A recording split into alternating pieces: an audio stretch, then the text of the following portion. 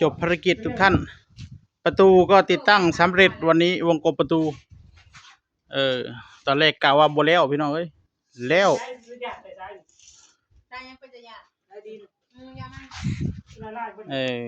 ปนงเก็บของ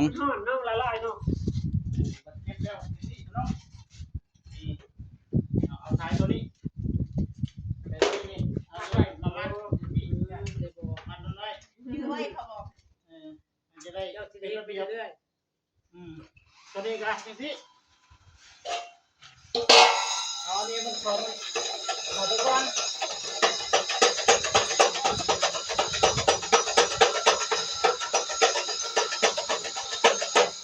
นี่เอานี่กดลงแบบนี้เนาะเดี๋ยวจะหาตัวที่มันพอดีตัวนี้พอไปเอาแข็งไปก็ได้ยืดให้มันล็อกเข้าไปที่นี่นี่ล็อกไปในนี่แล้วกันนี่วันนี้ข้อหันบอกตัวนี้ข้อหันนี่สายไฟตัวนี้นี่นกสายบนนี้จะได้ของนี่เองล่ะพระเจ้าก็เชื่อไหมพระเจ้าก็เชื่อไหมเมื่อแล้วก็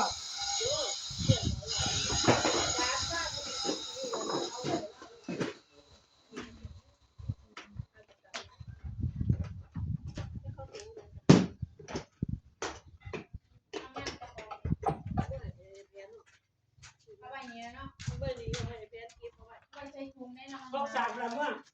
เอาเนื้อต้องสามแต่ว่าน้ำมันเอาไว้นี่เพื่อจะทอดเพื่อจะลูกก่อนจะเอามาให้ไหมดอกเนี่ยข้าวเดียวไอ้แพนตัวไอ้แพนดีกว่าช่วยกันถ้ามีเงินก็จะช่วยอยู่หรอกไม่มีตังค์เยอะมีพอได้ใช้แต่ไม่มีมากเลยถ้ามีมากก็จะให้อยู่ก็เคยซื้อได้เลยว่าถือถ้าไม่ถูกหวยจะไม่ได้ถ้าตังหัวไม่ออกไม่ได้หรอกค่ะถ้าตังหัวออกจะได้แน่นอนเพราะไม่ซื้อหวยหัวจะซื้อเท่าไรซื้อแล้วไว้ใส่หัววันถ้าไปถอดปอกหมอนสักลอตเตอรี่เต็มมาเนี่ยนี่เลยก็เลือกซื้อนะลอตเตอรี่กูได้ไม่ซื้อได้หวยแล้วจะซื้อเลขป่ะ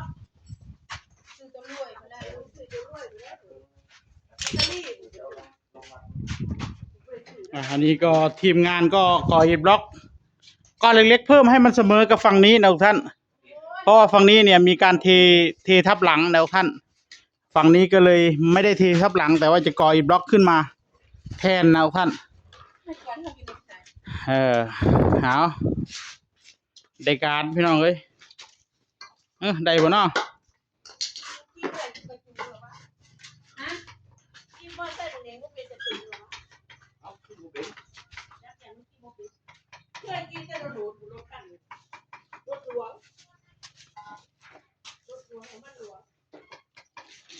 รถหลวงรถเขาเห็นจะแบบเอาไหนมาขี่บ่เขาจะขี่กับขี่เอาขี่เอาบ่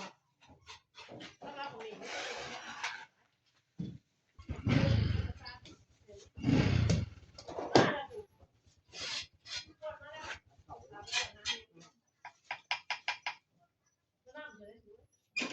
โอ้ยให้ลูกให้นั่งแนวนั้นเราประตู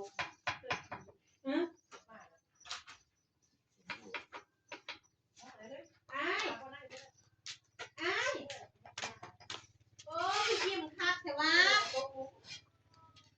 ไอ้พี่ยิ้มคั